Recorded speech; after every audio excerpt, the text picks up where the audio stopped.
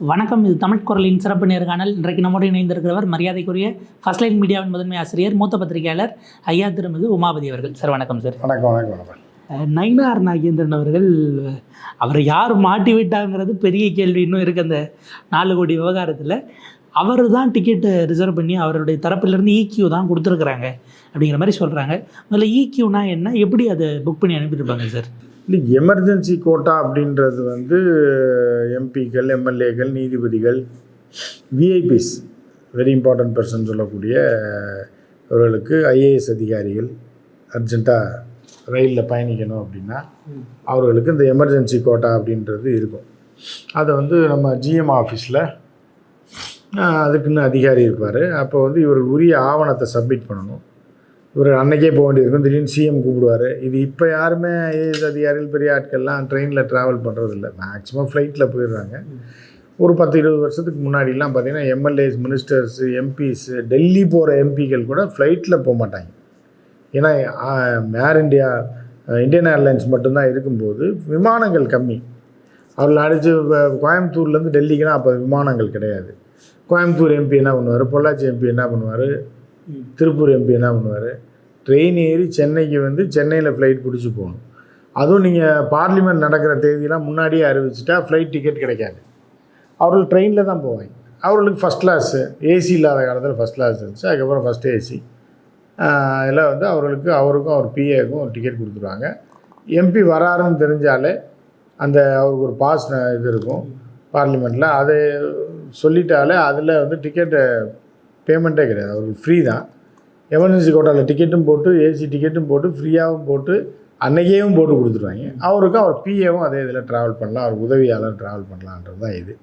எம்எல்ஏக்கெல்லாம் எம்எல்ஏன்றதை code பண்ணி அவர் கொடுக்கணும்னு கிடையாது. எம்எல்ஏன்றதை கோட் பண்ணால் கொடுப்பாங்க. எம்எல்ஏக்களுக்கு என்ன அப்படின்னா, பஸ்ஸில் ஒரு சீட்டு, அரசு பேருந்தில் தனியாக ஒரு இருக்கை ஒதுக்கணும், கடைசி நேரம் வரைக்கும் வைத்திருக்க வேண்டும். எம்எல்ஏக்கள் யாராவது வந்துட்டாங்கன்னா அவர்களுக்கு உடனடியாக அந்த இருக்கை காலியாக தான் போகுன்ற மாதிரிலாம் பல காலம் இருந்துச்சு. இப்போ தான் புக்கிங்கில் போட்டாங்க. 1 hour 2 hours முன்னாடி நீங்கள் சொல்லணும், இல்லைன்னா இது பண்ணது.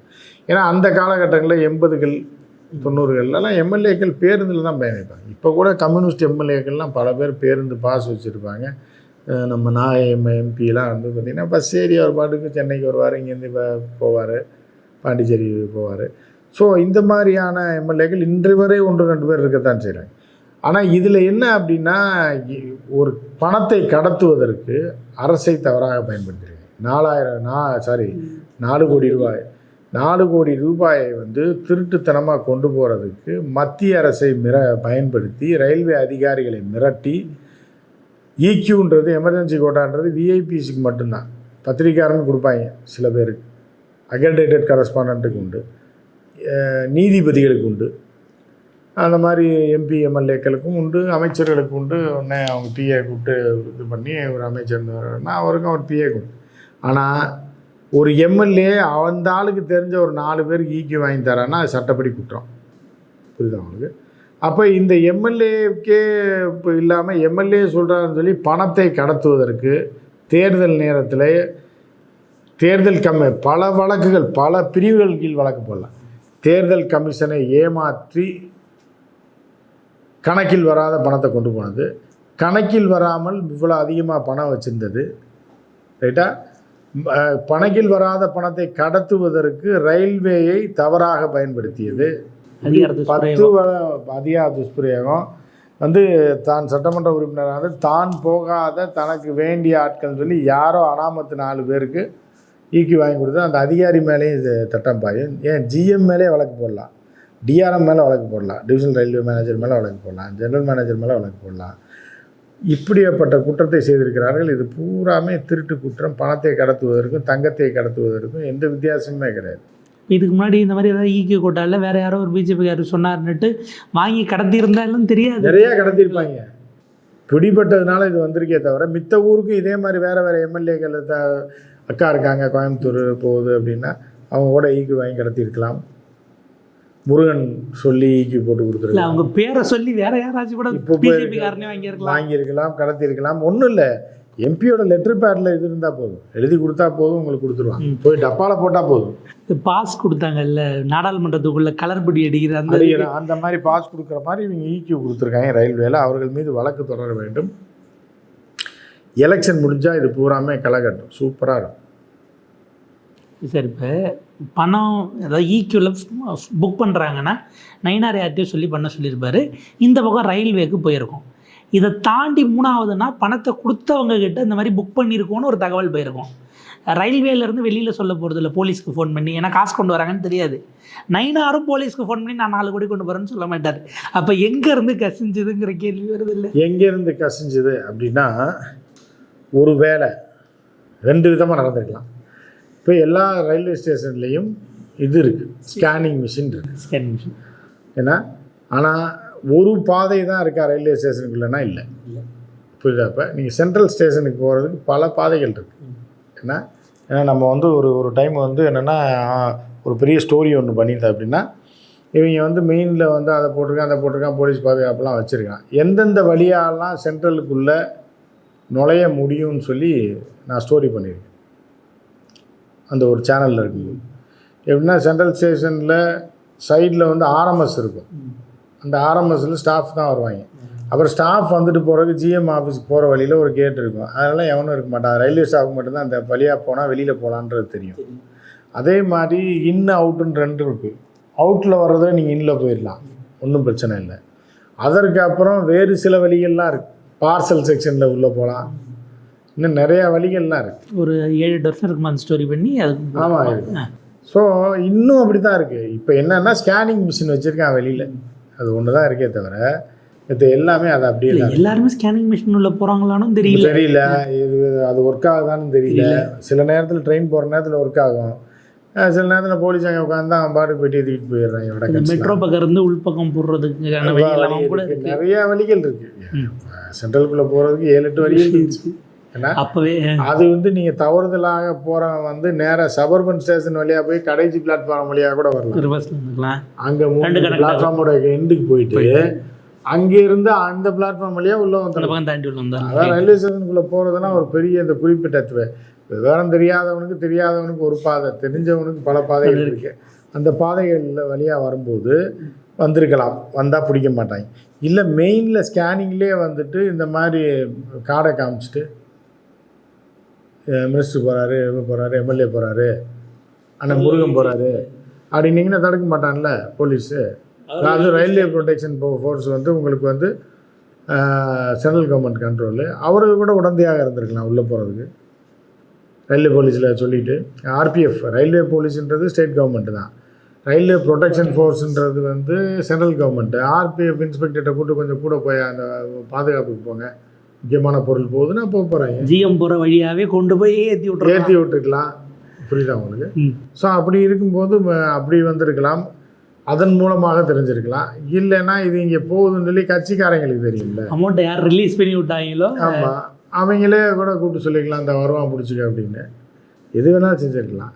ஏன்னா வந்து அந்த நபர் இருக்கார் எம்எல்ஏ, அவர் வந்து நயினார் நாகேந்திரன் ஆர்எஸ்எஸ்ஸில் ஊறினவர் கிடையாது, ஆர்எஸ்எஸ்காரரும் கிடையாது, பரம்பரையாக பிஜேபியில் இருந்தாலும் கிடையாது. அதிமுகவில் வந்து ஓடி வந்த ஒரு ஆள்.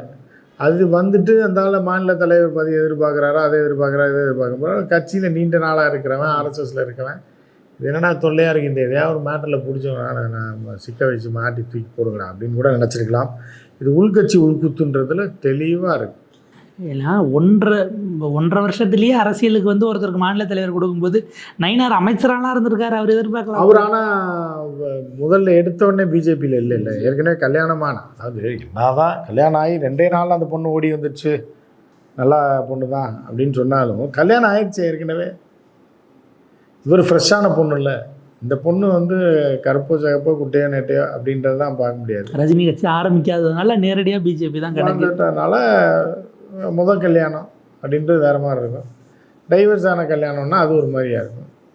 அந்த மாதிரி இவர் ஏற்கனவே ஒரு கல்யாணம் பண்ணி, கல்யாணம் மீன்ஸ் ஒரு கட்சியில் இருந்து இதை இழந்து திருப்பி வந்திருக்காரு அப்படின்ற மாதிரி இருக்கிறதுனால அவங்க சேர்க்க மாட்டாங்க. ஒரே ஒரு விஷயம் மட்டும் சார், அண்ணாமலை அவர்கள் வந்து பேசின பேச்சு ஒன்று, அது வெறுப்பு பேச்சு அப்படின்ட்டு வழக்கு பதிவு செய்ய அனுமதி போயிருக்கு. உள்துறையிலேருந்து கொடுத்துருக்காங்க. ஆளுநர் தான் கொடுத்தார் அப்படின்னு ஒரு செய்தியாக அது ஃபயர் ஆகி அண்ணாமலைக்கு ஆளுநருக்கு நேரடி மோதல் ஆகிற மாதிரிலாம் போட்டு ஆளுநர் எங்களுக்குள்ள சண்டை இல்லைன்னு அறிக்கை விடுற லெவலுக்கு வந்துருச்சு. ஆக்சுவலாக என்ன நடந்தது சார்? அதாவது என்னென்னா, சட்டப்படி, தர்மப்படி, நியாயப்படி, இந்திய அரசியலமைப்பு சட்டப்படி அமைச்சர்கள் வெளியிடக்கூடிய உள்துறையிலையோ அதிலே இருக்கக்கூடியவர் வெளியிடக்கூடிய இடத்துல கவர்னரின் பெயர் திருப்பெயரால் வெளியிடுறது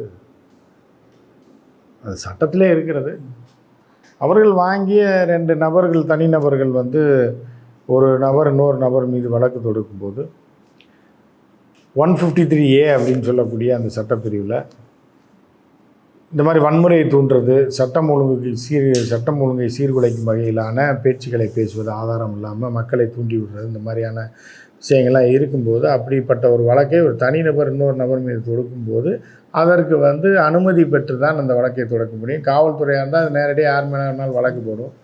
ஒருத்தர் வந்து நீதிமன்றத்தில் போய் வழக்கு தொடுக்கிறாரு, இல்லைன்னா காவல்துறையில் போய் இவர் மேலே வழக்கு பதிங்கன்னு ஒரு கம்ப்ளைண்ட் கொடுக்குறாரு அப்படின்னா அது வந்து அமைச்சர் அளவுக்கு போய் ஆளுநருடைய உத்தரவுக்கு பிறகு தான் அதை தொடக்கணும்னு இருக்கு. அது ஆளுநர் மீன்ஸ் உள்துறை அப்படின்னு வச்சுக்கலாம். உள்துறை கொடுத்துருக்கு. அதில் ஆளுநர் பேர் இருக்க மாதிரி இருந்த உடனே இவங்க சட்டம் தெரியாமல் அண்ணாமலைக்கும் இவருக்கும் மோதல். அண்ணாமலைக்கு இவருக்கும் மோதல் வரவே வராது. வந்துச்சு, இடையில வந்தது. ஏன்னா அண்ணாமலை மாதிரி கவர்னருக்கு உதவி செஞ்சவர் யாருமே கிடையாது. ஏன்னா ஒரு வீட்டை காலி பண்ணி பத்திரமா போகக்கூடிய அளவுக்கு ஒரு 3 பெட்டியை கொடுத்துருக்காரு, தகர பெட்டியை. ட்ரங்கு பெட்டி கொடுத்துருக்காப்புல.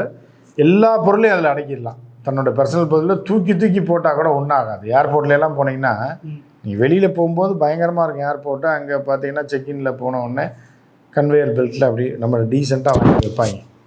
செக்இன் பண்ணும்போது வாங்கி வச்சு அனுப்புவாங்க. ஆனால் அது அங்கே போய் இறங்குறப்ப தூக்கி போடுவாங்க பாருங்கள். இந்த வீடியோலாம் நிறையா வெளியாயிருக்கு. தூக்கி போட்டு நம்ம பெட்டியை உடச்சி போடுவாங்க. ஸோ அந்த மாதிரி பண்ணுவாங்க. ஸோ இதுக்கு ஆளுநருக்கு தெரியும். இப்போ அவர் காலி பண்ணி திருப்பி இதுக்கு இப்போ பீகாருக்கே போகும்போது அவருடைய பொருட்கள்லாம் சேஃப்டியாக போகிற அளவுக்கு 3 தகர பெட்டியை அண்ணாமலை கொடுத்துருக்கு. இது என்னைக்கும் அந்த வடிவேலுக்கு அவங்க தாத்தா கொடுத்துடாம இந்த பெட்டியை சாதாரணமாக நினைக்காத, இது என்னைக்காவது உனக்கு உதவும் அப்படின்போது ஒரு நாள் திறந்து பார்த்தா கத்தி இருக்கு. ஸோ அந்த மாதிரி 3 தகர பெட்டி உனக்கு என்னைக்காவது உதவுன்ற மாதிரி கொடுத்துருக்காப்புல. அதில் தான் இப்போ எல்லாத்தையும் அடுக்கி வச்சுருக்காங்க. ஆன பரிசு பொருட்கள். அது பெரிய பெட்டி. பெட்டியில் ஒன்றுமே 4 பேப்பரை மட்டும் போட்டு கொடுத்துருக்காங்க. அது இல்லை தான் இப்போ எல்லாம் இவரோட துணிமணிகள், இங்கே வாங்கினது பரிசு பொருட்கள், ராமேஸ்வரத்தில் வாங்கின சங்கு, கன்னியாகுமரியில் வாங்கின அந்த இது பாசி மாலை எல்லாத்தையும் போட்டு ரெடி பண்ணி வச்சுருக்காங்க. நம்ம வண்டி ஏறுறது எப்படியும் ஜூன் 5லேருந்து 10க்குள்ளே 10 வரைக்கும் டைம் இருக்குது. அங்கிட்ட ஒரு வாரம் டைம் கொடுப்பாங்க. ஜூன் 10லேருந்து அந்த ஜூன் எண்டுக்குள்ளே கிளம்பிடுவார். ஆனால் இப்போயே பேக் பண்ணி ரெடியாக இருக்குன்ற மாதிரி சொன்னாங்க. இல்லை, முன்னாள் கவர்னருக்குலாம் ட்ரெயினில் கன்செஷன் இருக்கும் இல்லையா போகிறதுக்கு பீகாருக்கு? அது ஃப்ளைட் டிக்கெட்டே போடும். ஃப்ளைட்டு அது கவர்னர் வீட்டுக்கு போகிற வரைக்கும் அவங்க கொண்டு போய் விட்டு தான் வருவாங்க. அங்கே போய் லோக்கலில் கால் டாக்ஸி எடுத்தால் கூட காசு கொடுத்துருவாங்க. அதெல்லாம் அங்கேயே பீகாரில் அவங்க ஆட்சி நடக்கிறதுனால கால் டாக்ஸி இல்லை, வீட்டிலே விட்டுருவாங்க. கவர்மெண்ட் டாக்ஸியை அனுப்பி முன்னாள் ஆளுநர்கள்னா கூட ரிசைன் பண்ணிட்டு போனான்னு சொந்த ஊருக்கு வரும்போது ஒரு பாவம் பார்ப்பாங்க. கடைசி வரைக்கும் கொண்டு விட்டுருவாங்க. இந்த ரிட்டையர்ட் ஆகிற ஆள்லாம் பார்த்தீங்கன்னா வீட்டு வரைக்கும் கொண்டாந்து விட்டுட்டு மாலையை போட்டு அடுத்த நாள் காலையில் அந்த ஆள் ஆஃபீஸ் போனால் கூட ஒரு நாய் மதிக்காது. அப்படி சாதனை புரிந்தார் அப்படி இப்படின்னு ஒருத்தன் பூங்கத்தை கொடுப்பான், ஒருத்தன் மாலையை போடுவான், அதை போடுவான். அடுத்த நாள் போனான்னா திரும்பி கூட பார்க்க மாட்டாங்க. ஸோ அந்த மாதிரியான ஒரு நிலையை வந்து ஜூன் 30க்குள்ளே வருவாங்க. மாலன் போவாப்பில் வண்டி ஏற்றி வர்றதுக்கு எப்படி, ஏன்னா கொஞ்சம் சாப்பிட்டு போகல காசு, கொஞ்ச நாள் வேலை பார்த்து சம்பளம் கொடுத்துருக்காங்க. பாண்டே கொஞ்சம் காசு பண்ணு, பாண்டே மாலன்லாம் போய் வழி அனுப்புவாங்க. இந்த கவர்னரே அந்த அறிக்கையில் குறிப்பிடுறாரு, மக்களிடமிருந்து அடுத்தடுத்து கேள்விகள் வந்துக்கிட்டே இருக்குது. என்ன ஆச்சு, என்ன உத்தரவு கொடுத்தீங்க அப்படின்ற மாதிரிலாம் வருது. அதனால தான் நாங்கள் விளக்கம் கொடுக்குறோம் அப்படின்னு சொல்கிறாரு. அப்படி யாரும் மக்கள் ஃபோன் பண்ணி அண்ணாமலை ஜிமேல விளக்கம் ஃபோன் பண்ணியிருப்பான், தலைவா என்ன இப்படி பண்ணிட்டீங்க அப்படின்னு. சில பேர் மிரட்டி இருப்பான், நீ வந்து எவ்வளோ நாளையாக இருந்துருவேன், எங்கள் தலைவன் வந்து பாரியா பிரதமராக போகிறாரியா, அடுத்து சிஎம் 2026 சிஎம் 2036 பிஎம் அப்படின்னு வச்சுக்கிட்டு இருக்கோம், நீ இருந்து இந்த ஊரில் தானே இருப்பேன்னு இருப்பாங்க. ஐயோ நான் என்னையா பண்ணேன், நீ தான் கையெழுத்து போடணும், நான் கையெழுத்து போடலன்ட்டு. அதுக்கப்புறம் கற்காவனம் தெரியுமில்ல அப்படின்ட்டு இருப்பாங்க. இல்லை ஜி நான் கையெழுத்து போடலை, யார் சொன்னாங்கோ அப்படின்னு. நீங்கள் தாங்க போட்டிருக்கீங்க, கவர்னர் பெயரால் தானே அதில் போட்டிருக்கு அப்படின்னா உடனே அறிக்கை ரெடி பண்ணி, என்ன என் பேரில் எவனோ கொடுத்துருக்கான்னு பார்த்தா உள்துறையிலேருந்து கொடுத்துருக்காங்கன்னா அதுக்கப்புறம் ஒரு சரி இங்கிலீஷ் தமிழில் தமிழ், ஒன்று தமிழில் ஒன்று இங்கிலீஷ் ஒன்று தமிழில் ஒன்று வாட்ஸ்அப்பில் அனுப்பி விடுங்க, இல்லைன்னா நமக்கு வெடி வச்சுருவாங்க அப்படின்ட்டு மறுபடியும் அஜித் தோவலை கூப்பிட்டா என்ன ரொம்ப அசிங்கமாயிடும். யாரா அந்த லெட்டரை போட்டது அப்படின்னு, யோ இது அஃபிஷியல் லெட்டரியா, இதுக்கு போய் அங்கே ஃபோன் பண்ணேன். இப்போ அமித்ஷாவுக்கு ஃபோன் பண்ணி கேட்க முடியாது, ஏன்னா அவரே காண்டில் இருக்காப்புல. அவர் ஜெயிக்கிறதுக்கே 7 பேரை பழி வாங்கியிருக்காங்க, 16 பேர் வரைக்கும் தூக்கியிருக்காங்க. 7 பேர் கடைசியாக 7 பேரை தூக்கியிருக்காங்க. அந்த மாதிரி நிலைமையில் அவர் இருக்கார். ஏதாவது ஃபோன் பண்ணாங்கன்னு வைங்க இந்த நேரத்தில் இப்போயே தூக்கிடு எலெக்ஷன் நடக்கலை, கவர்னர் இடமாற்றம், பாண்டிச்சேரிக்கு மாற்றம். தமிழிசை வந்து 2 ஸ்டேட்டுக்கு கவர்னராக இருக்காங்க, யாரும் இல்லை பொறுப்பாளர்னு. இவர் சிபி ராதாகிருஷ்ணன் சொன்னாங்க, அவருக்கு இங்கே வரதே இல்லை. அவர் பாண்டிச்சேரி வராரு, அதுக்கு தான் இருக்காரு. இருந்தாலும் இவரத்துக்கு பாண்டிச்சேரி போட்டாங்கன்னா இன்னும் கேவலமாக போயிடும். ஆனால் அங்கேயும் பெரிய மாளிகை இருக்குது. சொல்கிறேன், தெலுங்கானா போட்டாங்கன்னா என்ன ஆகும், காங்கிரஸ் ஆட்சி வெளியவே விட மாட்டாங்க, கரண்ட்டை கட் பண்ணுவேன் அவங்க, அந்த மாதிரியான ஆட்கள். ஸோ அவர் ஜூன் வரைக்கும் இருப்பார். ஜூலையில் தான் ஃபஸ்ட் வீக்கில் போவார்னு நினைக்கிறேன். ரிட்டையர்மெண்ட்டுக்கு பிறகான வாழ்க்கை அவருக்கு நல்லபடியாக அமையிட்டு. நான் தமிழ் படிச்சிருக்காரு, திருக்குறள் படிச்சிருக்காரு, அப்படி ஒரு வாய்ப்பை இறைவன் அவர் கொடுத்துருக்கான். தமிழை படிக்கக்கூடிய வாய்ப்பை முருகன் அருள் இருக்கான். இந்த மாதிரி மோடிக்கும் முருகன்னா இந்த முருகன் நம்ம கடவுள் முருகன் தான். இந்த முருகன் இங்கே அருள்றது, முருகனுக்கே அடுத்து சோறுக்கெல்லாம் சோறில் போடான்னு துரத்தி விட்டுறாங்க ஜூன் மாதம் 4ஆம் தேதிக்கு அப்புறம். அந்த முருகன் வேறு எங்கேயே போகிறது. இந்த மாதிரி ஜூன் வரைக்கும் இருப்பார். பார்ப்போம் சார், ஒரு விரிவான ஒரு இடையில் இந்த தேர்தல் எதை நோக்கி பயணிக்குது, ஜெயினுடைய எதிர்காலம், பாஜக ஆர்எஸ்எஸ்னுடைய எதிர்காலம், இந்தியாவினுடைய எதிர்காலம் எப்படி இருக்குது அப்படிங்கிறத நம்ம பார்க்கலாம். ஜூன் 4 தான் எல்லாத்துக்குமான பதிலும் நமக்கு கிடைக்கும். உங்கள் நேரத்துக்கும் கருத்துக்களுக்கும் ரொம்ப நன்றி சார்.